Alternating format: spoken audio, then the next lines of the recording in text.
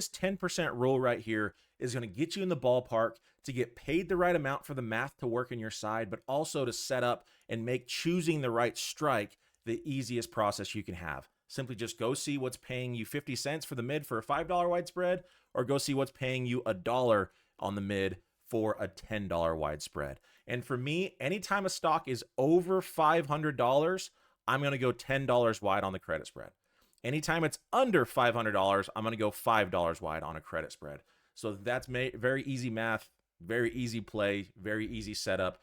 Identify your higher lows, identify your lower highs, identify if you're an aggressive or conservative trader and understand the pros and cons of each. Accept it. My friends, you've got to be willing to accept the pros and the cons of each strategy. If you can do that, your emotions will be a lot calmer. Life will be a little bit easier. And then from there, just identify, is the stock above $500? If it is, sell it $10 wide. If it's below $500, sell it $5 wide. So now you are looking for either a dollar payment at the mid, which strike is paying you that, or you're looking at 50 cents if it's below $500,